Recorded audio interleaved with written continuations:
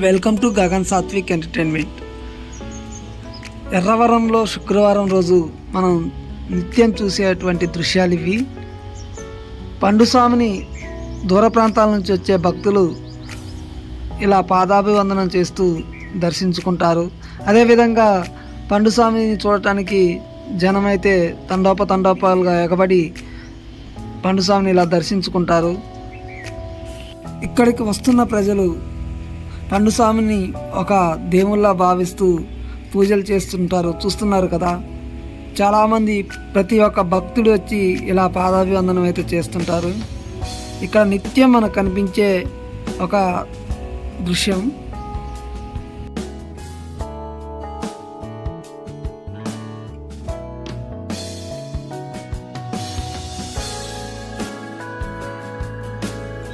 ఎర్రవరం శ్రీ బాలభద్రనాథ స్వామిని దర్శించుకోవడానికి ఎదురు చూస్తున్నటువంటి భక్తులు స్వామివారిని చూస్తున్నారు కదా. శ్రీ ఎర్రవరం బాలభద్రనాథ స్వామివారి దర్శనానికి వెయిట్ చేస్తున్నటువంటి భక్తులు వీళ్ళంతా.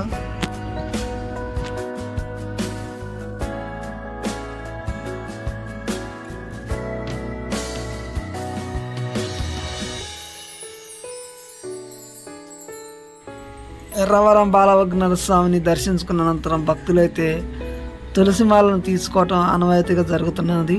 ఇలా ఆలయ కమిటీ వారు తులసిమాలను అయితే భక్తులకి ప్రతి ఒక్కరికి అందించడం జరుగుతుంది. ఎర్రవరంలో ఇంకొకటి నిత్య ప్రసాదం, భక్తులు నిత్య పూజలు చూస్తున్నారు కదా.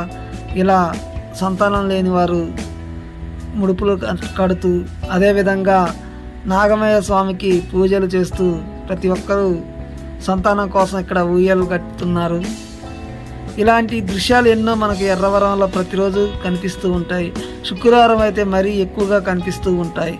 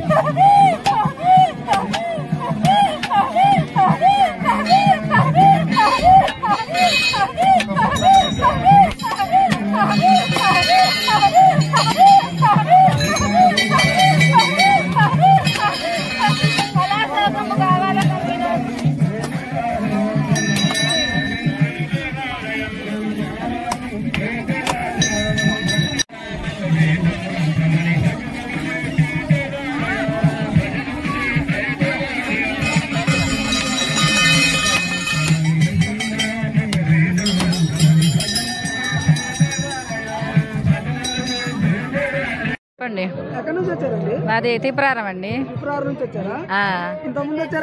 ఇది మూడోసారి. ఇంత మునుపు శాన్సార్లు వచ్చి కళ్యాణం అయితే పసుపు బట్టల మీద వేసుకోతానని మొక్కుని వచ్చిన తమ్ముడు అవుతాడు. మీ తమ్ముడు అయితే మీ తమ్ముడు మ్యారేజ్ కాదని ఇక్కడికి వచ్చి మొక్కున్నారండి. ఎన్ని వారాలు వచ్చారండి? అప్పుడు 3 వారాలు వచ్చినాం. 3 వారాలు వచ్చి మొక్కున్నారా? మొక్కున ఎన్ని వారాల తర్వాత నెరవేరిందండి? 3 నెలల తర్వాత. మొక్కున 3 నెలల తర్వాత నెరవేరింది. పెళ్ళి ఎప్పుడు అయిందండి? పెళ్లి ఆడికి 3 రోజులు. 3 రోజులు. ఈ రోజు అయితే మొక్కు తీసుకోవడానికి వచ్చారు. మీకు ఎవరు చెప్పారండి ఫస్ట్ ఎర్రవరం గురించి? ఎర్రవరం గురించి అట్లే టీవీలలో వార్తలలో చూసి, అవును యూట్యూబ్లో చూసి వచ్చినాం. ఏం చెప్తారండి రాబోయే భక్తులకి? సత్యవంతుడు అని చెప్తున్నాం. అనుకున్న కోరికలు తీరుస్తాడు బాల నరసింహస్వామి అని అనుకుంటున్నాం.